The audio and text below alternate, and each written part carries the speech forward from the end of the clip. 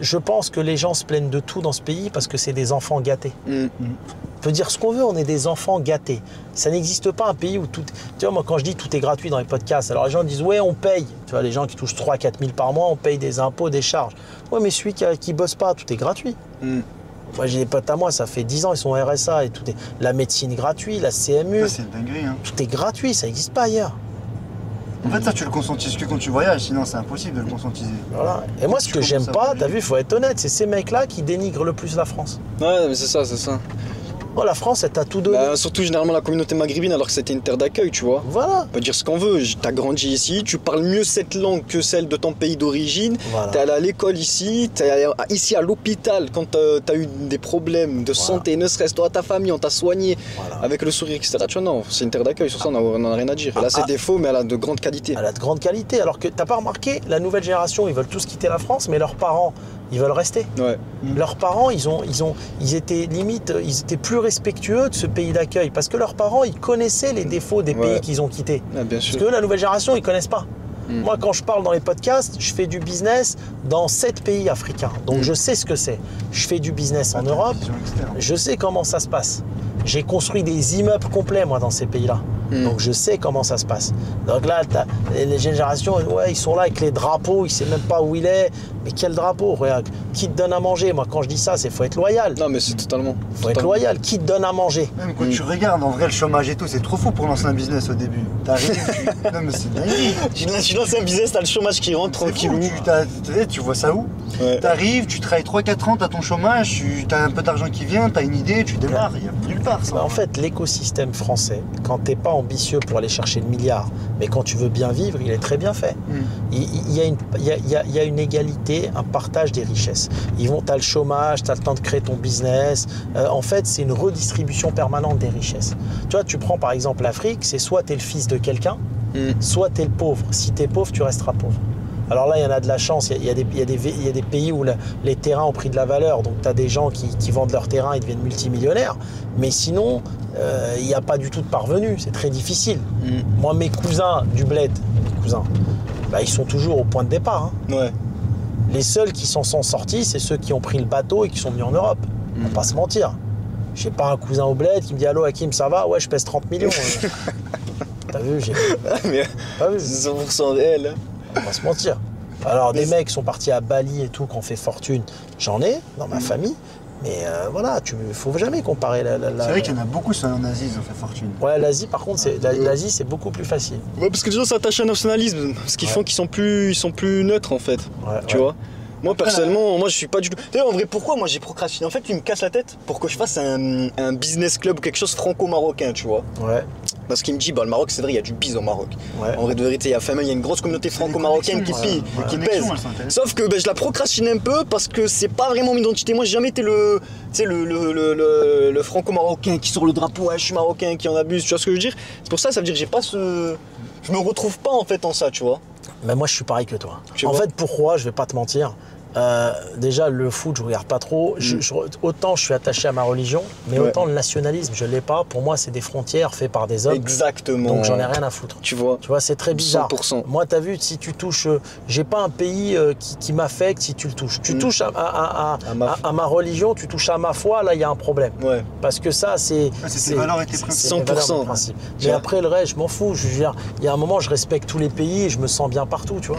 Mais j'ai jamais compris les types avec les drapeaux. Ouais, mais 100%. Le mec, il est né en France. La France lui donne le RSA. La France le soigne quand il a mal aux dents. Tout, et il y a un drapeau, il est là, ouais, fuck la France, fuck... Oh, il y a un problème. Ouais, putain, mais moi, je serais le président du pays, tu dégages direct, frérot. Il y a un moment, il y a un truc dans la vie, ça s'appelle la reconnaissance. T'as vu? C'est moi, il me disait quoi, mon oncle Hakim? Il m'a dit, même rêver, tu rêves en français. Bah ouais, c'est vrai. Tu dors quand tu rêves en français. Tu vois? Mais à un moment, il y a de la reconnaissance. Il faut avoir la reconnaissance, tu vois, de ce pays. On t'a donné un passeport, tu peux voyager dans le monde entier. Il est trop fou, ce passeport, tu vois, ils ont des défauts et des avantages comme partout, mais crois-moi que tu as beaucoup plus d'avantages à être immigré en France qu'à être dans ton pays d'origine, ou même le passeport, tu vas pas bien loin avec. Et même ce que tu as vécu ici, ce que tu as apprécié, je pense que la prise de compétences que tu apprends en France, elle a trop de valeur. Moi, quand je partais dans d'autres pays, là pendant 8 mois, Je me dis, mais en fait, tout ce qu'on a vu en France, les business models qu'on a vu en France, tu les exportes, ça y est. Un truc tout bête, hein. Un truc tout bête. Tu montes une agence d'influence. Pas besoin. T'as vu comment... De la France à la France, tu vas à Paris, tu retournes dans des villes plus petites, c'est fini. Exactement. Les trompe-l'œil, ils viennent d'arriver à Montpellier. Ce que je dis à Wiss, il y a quelqu'un, un banquier d'affaires, un mec international, un ami à moi que je connais bien.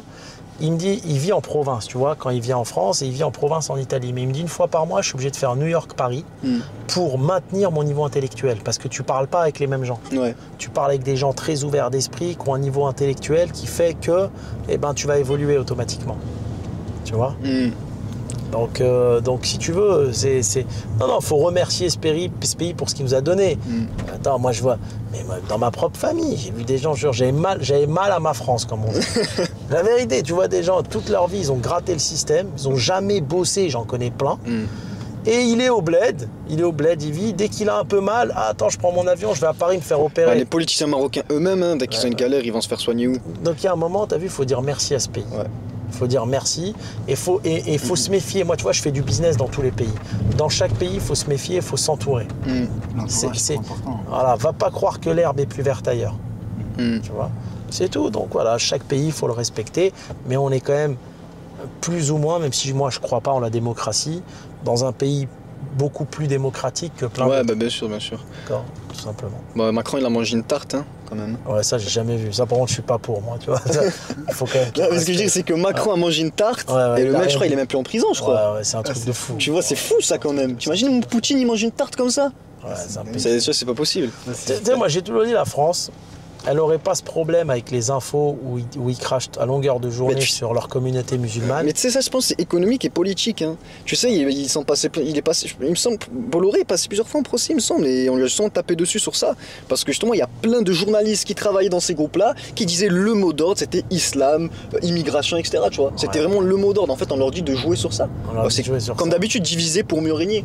Régner avec la peur. Tu vois. Exactement. Et ça, c'est malheureux. Je pense que malgré un pays démocratique, il faudrait que l'État se rentre un peu là-dedans. Et c'est quoi, genre, tu penses, les actions à mettre en place? On parle beaucoup de ce qui est actuellement, tu vois. Mais si maintenant il y a des gens qui veulent changer les choses, ça serait quoi les actions à mettre en place pour changer un peu ce système-là? C'est possible? Mais en fait, moi, mon rêve, ce que j'aimerais pour ce pays, c'est qu'il devienne plus patriotique qu'il ne l'est. En fait, ce qu'ils ne se rendent pas compte, c'est qu'ils font tellement vivre d'injustice à une partie de leur immigration, et c'est beaucoup l'immigration maghrébine qui pourtant fait partie du tissu économique, que les gens, tu as vu, ils sont plus patriotes. Tu vois, les Américains, même les blacks américains, ils sont patriotes. Ils vont dire, on veut se battre pour les États-Unis. Ici, tu n'as pas ça. Ils ont loupé, la France a loupé l'intégration d'une grande partie de son immigration.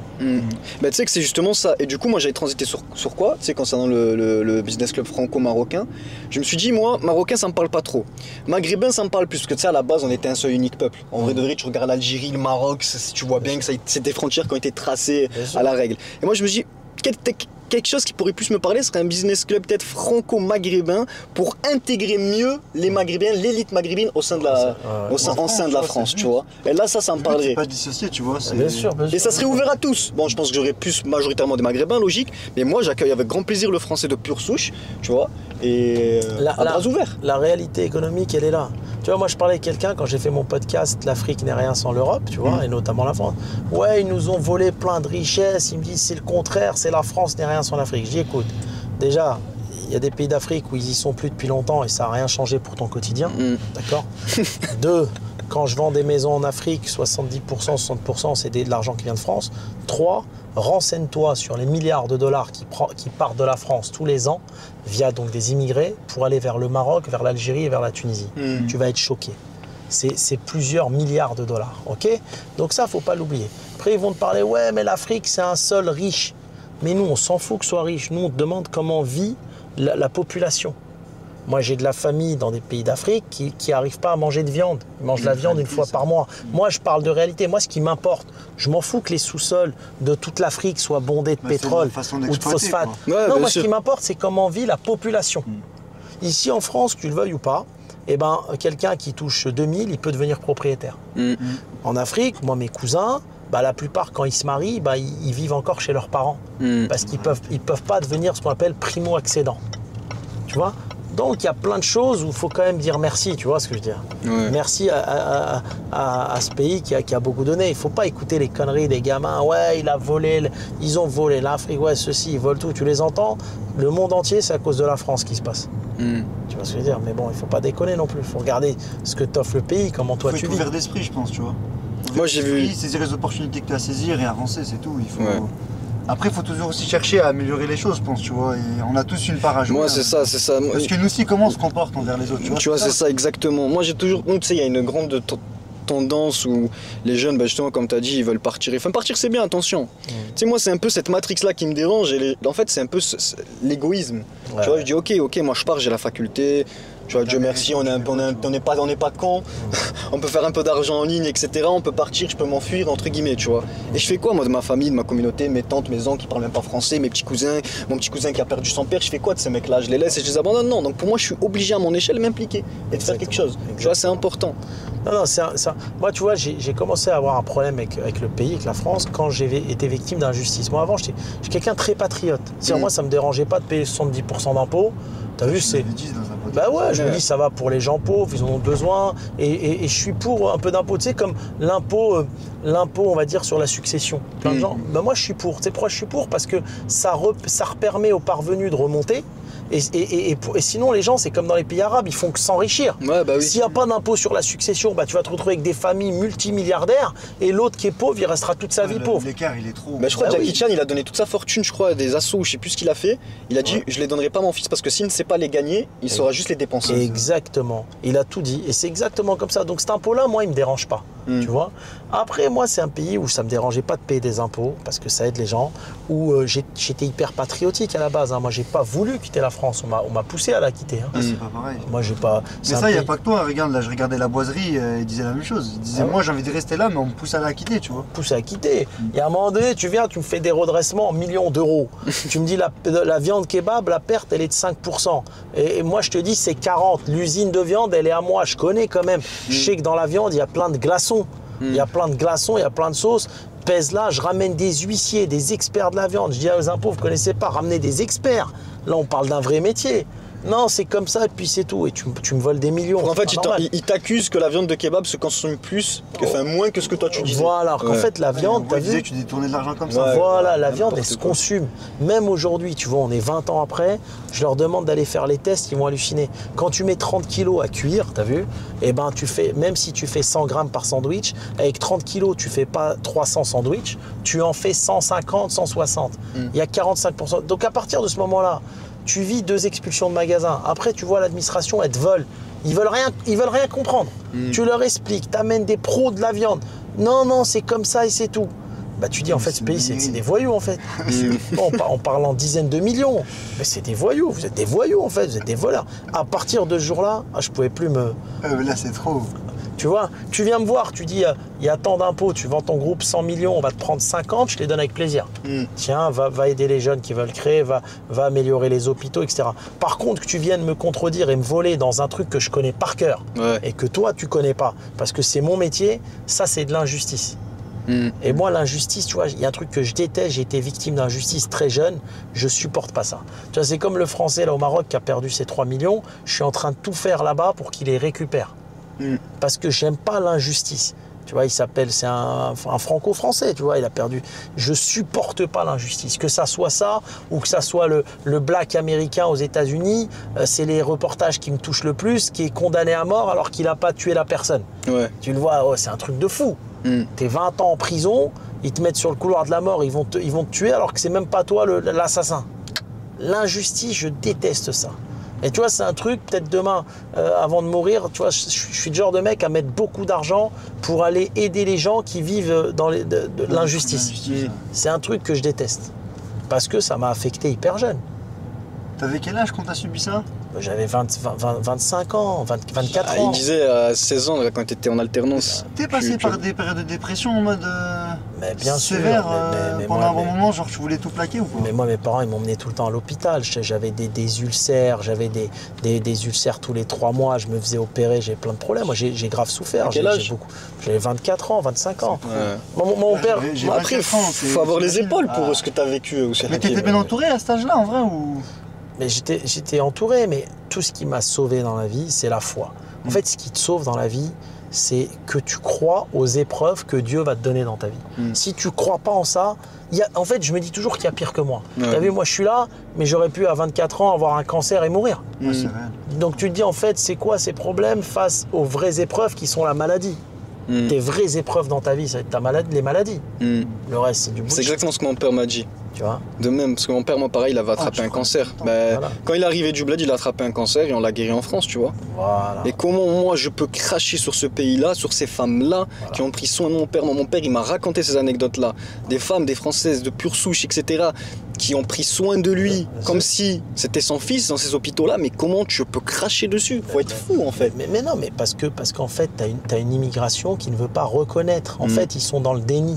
Tu vois, ils sont dans le déni parce qu'ils ont vécu. Moi, j'ai toujours dit, la France, c'est une question de réglage.